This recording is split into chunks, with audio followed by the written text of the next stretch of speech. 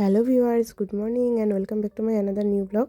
এটি ছিল সরস্বতী পুজোর দিনের ব্লগ। তো আমি সকাল সকাল ঘুম থেকে উঠে দেখি আমার বাবা যে ফুল গাছগুলো লাগিয়েছে সেগুলোতে ফুল ফুটে এত সুন্দর লাগছে, আর প্রজাপতি এসে বসে মধু খাচ্ছে দেখো। আর এত ভালো লাগছিলো, তাই ভাবলাম সেই ক্লিপটি তোমাদের সাথে শেয়ার করি। এরপর আমি ফ্রেশ হয়ে গরম জল বসিয়ে দিয়েছিলাম, যেহেতু আমি রিসেন্ট জ্বরের থেকে উঠলাম, গলাটা প্রচণ্ড ব্যথা, তাই ঠান্ডা জল খাবো না সকাল সকাল। আর যেহেতু পুজোতে অঞ্জলি দেবো তাই উপাসও আছি, তো জল ছাড়া অন্য কিছু খাওয়া যাবে না, তাই গরম জল করে নিয়ে সেই জলটাই খেলাম। তারপর আমি চলে গিয়েছিলাম, আমাদের পাড়ার মধ্যে একটা পুজো হচ্ছিলো, ছোটো ছোটো বাচ্চারা পুজো করছিল। এখনকার দিনে তো সব জায়গায় থিম পুজো হয়, তো বাচ্চারাও সেটা বুঝে গিয়েছে। তো ওরা একটা থিম বানাচ্ছিল, এখনও কমপ্লিট হয়নি, পরে এসে দেখে যাবো কীরকম বানায় ওরা। তো যেহেতু সরস্বতী পুজো, তো একটু সাজগোজ না করলে কি আর হয়, তাই ভাবলাম কোন নেল পলিশটা পরবো। তো পরে এই কালারের নেল পলিশটা পরে নিলাম নখে। কেমন লাগছে বলো। তো আর সরস্বতী পুজোর দিনে আমাদের মধ্যে হলুদ দিয়ে স্নান করতে হয়, হলুদ মেখে।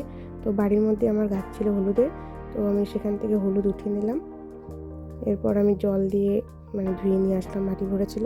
তারপর আমি স্নান করে আমার বাড়িতেই কাকুর বাড়িতে পুজো হচ্ছিলো, সেখানে চলে গিয়েছিলাম। এসে দেখি কাকিমুনি অনেকটাই গুছিয়ে রেখেছে, আর সরস্বতী ঠাকুরটাকে এত ভালো লাগছিলো দেখতে। এরপর পুজো হয়ে গেল, আমার অঞ্জলি দেওয়া কমপ্লিট। আর তারপর কাকিমুনি প্রসাদটা বেড়ে নিচ্ছিল, নৈবেদ্যটা আগে মাখছিল, তারপর অন্য প্রসাদগুলো বেড়ে নেবে।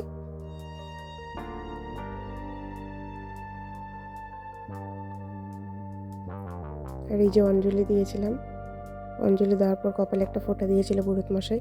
সবার আগে পুরোহিত মশাইকে প্রসাদ দিলাম, তারপর কাকিমুনি দাদাকে দিয়ে দিল প্রসাদ, আর এক এক করে সব প্লেটে বেড়ে নিচ্ছিল। আর এই যে আমিও প্রসাদ নিয়ে এসেছি।